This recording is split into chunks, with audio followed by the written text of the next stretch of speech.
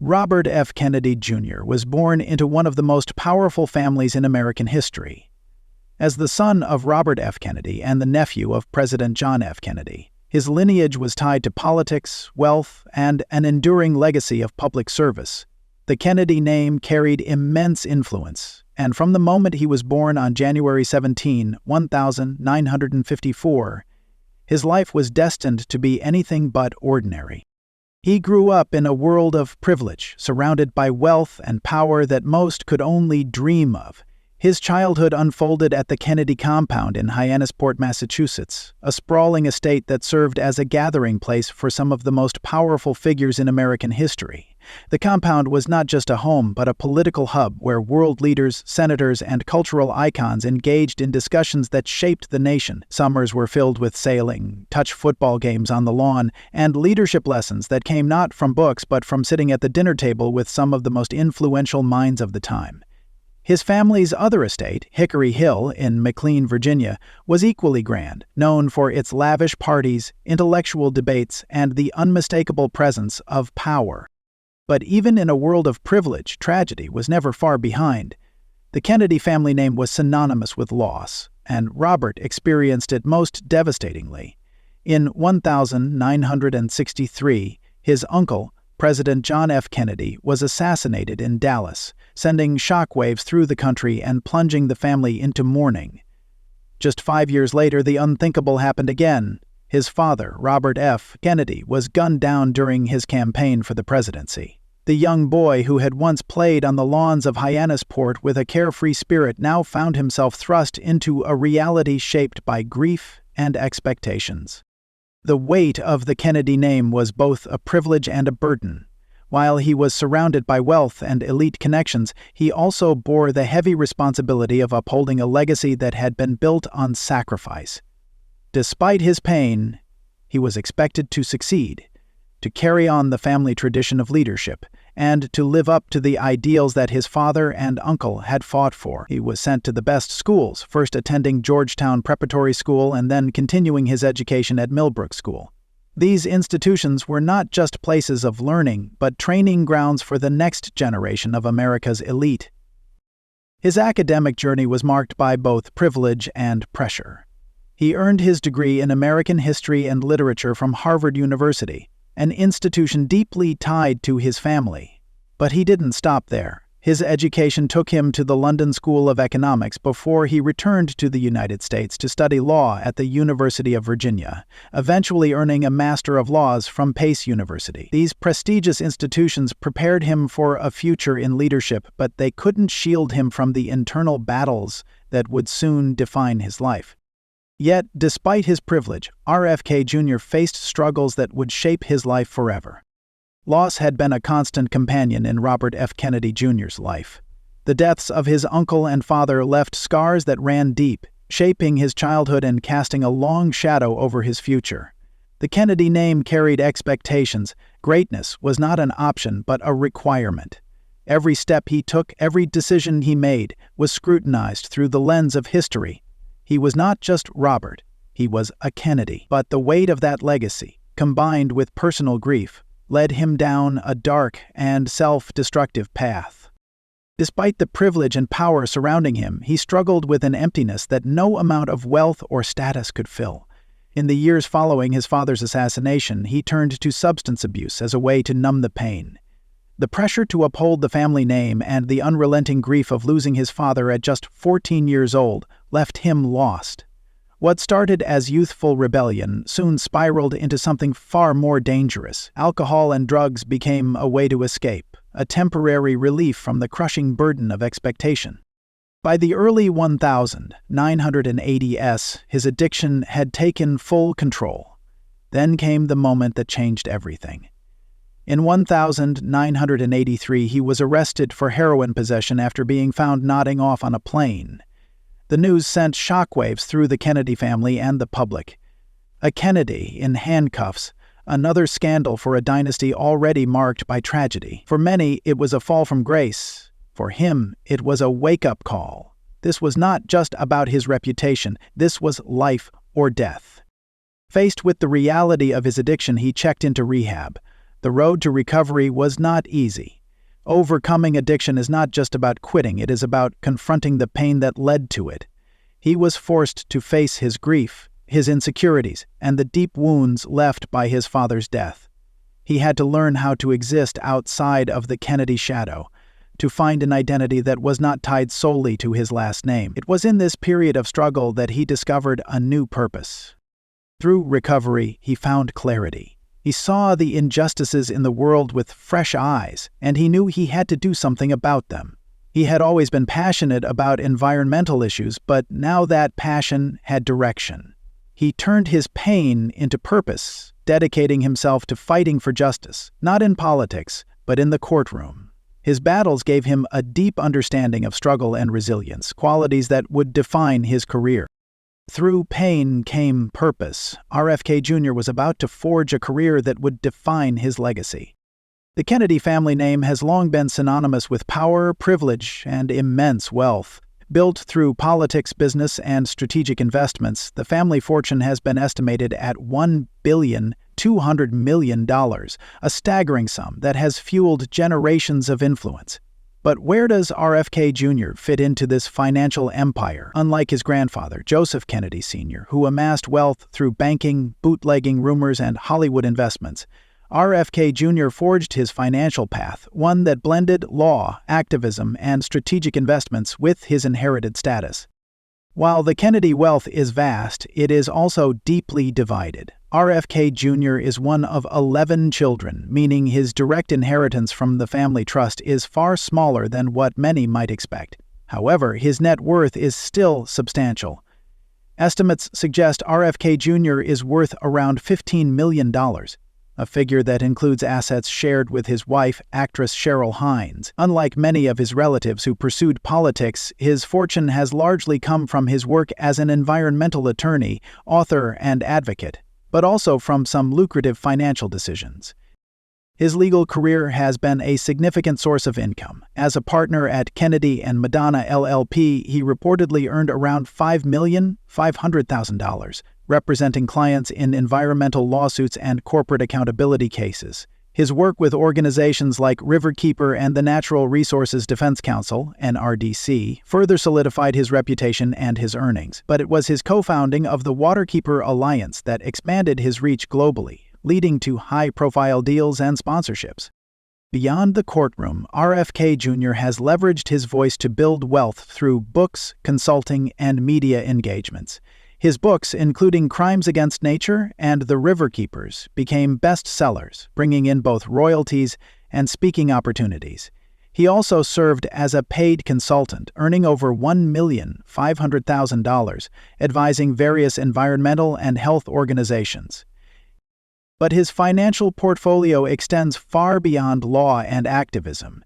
He holds investments in stocks, hedge funds, and private equity through the family's Park Financial Holdings, a firm that manages assets for various Kennedy heirs. His cryptocurrency holdings, including Bitcoin valued between $100,000 and $250,000, reveal a modern approach to wealth management, a stark contrast to the traditional financial strategies of the older Kennedy generation. Real estate is another key component of his wealth. He owns a share of the historic Kennedy compound in Hyannis Port, a property valued at around $3 million. Alongside Cheryl Hines, he also owns a $7 million mansion in Los Angeles, reflecting their bi-coastal lifestyle. Their former Malibu retreat, which once featured 2 guest houses, a pool house, and a 2-story treehouse, was another symbol of his lavish spending.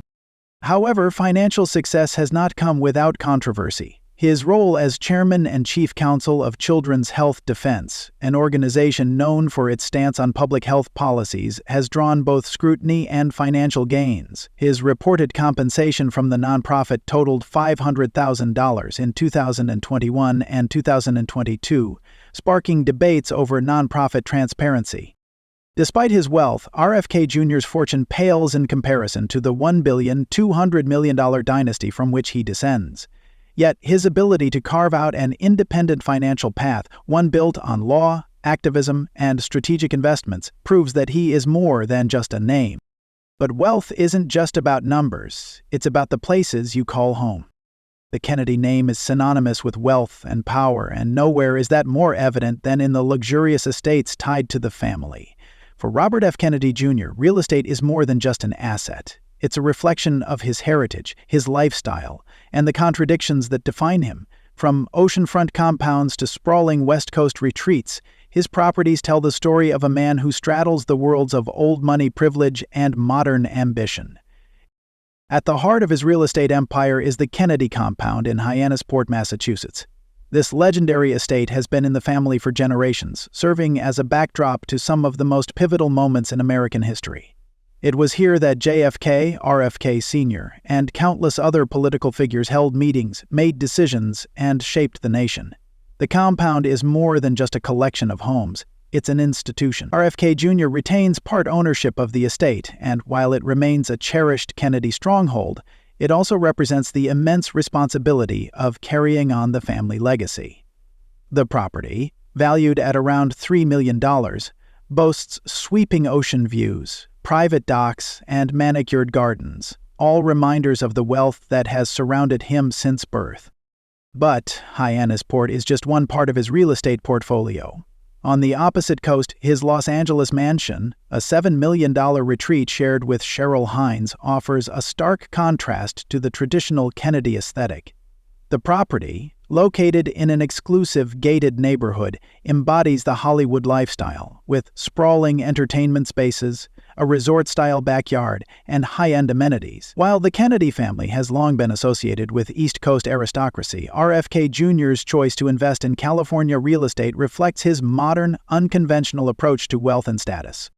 One of his most intriguing past properties was his Malibu retreat, a 3,000-square-foot estate once co-owned with Cheryl Hines. This home wasn't just a luxury getaway, it was a reflection of his love for nature and adventure.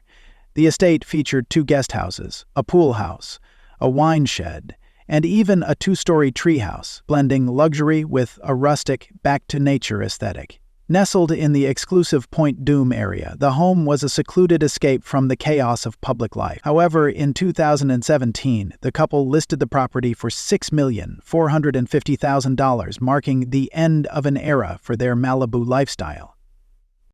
But not all of his real estate ventures have been picture-perfect. His property in Katona, Westchester County, New York, has been at the center of financial controversy. Purchased years ago, the estate, tucked away in a secluded wooded area, was once intended to be a quiet haven. However, foreclosure battles and financial disputes have clouded its history. Neighbors have reported that RFK Jr. is rarely seen at the property, and its future remains uncertain. This chapter in his real estate story stands in stark contrast to the pristine wealth of his other homes, proving that even a Kennedy isn't immune to financial turbulence. Despite his diverse portfolio, one thing is clear. RFK Jr. has built a real estate empire that blends heritage, status, and personal identity. Whether in the iconic Kennedy compound or his sleek Hollywood mansion, his properties reflect both his deep-rooted legacy and his drive to carve out a life that is uniquely his own. But RFK Jr.'s taste for luxury isn't just in real estate, it extends to what he drives, too. Robert F. Kennedy Jr. has always been a man of contrasts, and his taste in transportation reflects just that. As an outspoken environmental advocate, one might expect him to embrace an entirely green lifestyle, but his choices reveal a more complex reality. His fleet of vehicles and travel habits balance eco-conscious decisions with undeniable luxury, proving that even a Kennedy cannot escape the allure of status and convenience.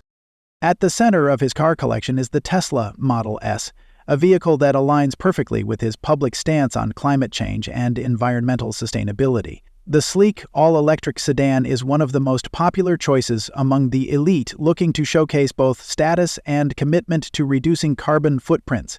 For RFK Jr., Tesla represents more than just a mode of transport. It is a symbol of his mission to push for cleaner energy and sustainable policies. But while the Tesla suggests an eco-friendly lifestyle, his broader travel habits paint a different picture. Despite his commitment to fighting pollution, RFK Jr. has been linked to private jet travel, a mode of transportation infamous for its excessive carbon emissions. Like many in elite circles, he has used private aviation for business, personal travel, and high-profile engagements. One of the most controversial revelations about his air travel history is his connection to Jeffrey Epstein's private jet. Reports confirm that he flew on Epstein's plane twice in the early 1990s, once to Florida and another time to South Dakota, both times involving family trips. While he has maintained that he was unaware of Epstein's crimes at the time, the association remains a stain on his otherwise carefully curated public image. His frequent travel, often to speak at environmental summits, political events, and legal proceedings, has drawn criticism for what some see as hypocrisy. A man who preaches sustainability while engaging in one of the most environmentally harmful forms of transportation. Yet, for someone of his stature, private flights offer efficiency, security, and exclusivity, a level of comfort that commercial flights simply cannot provide.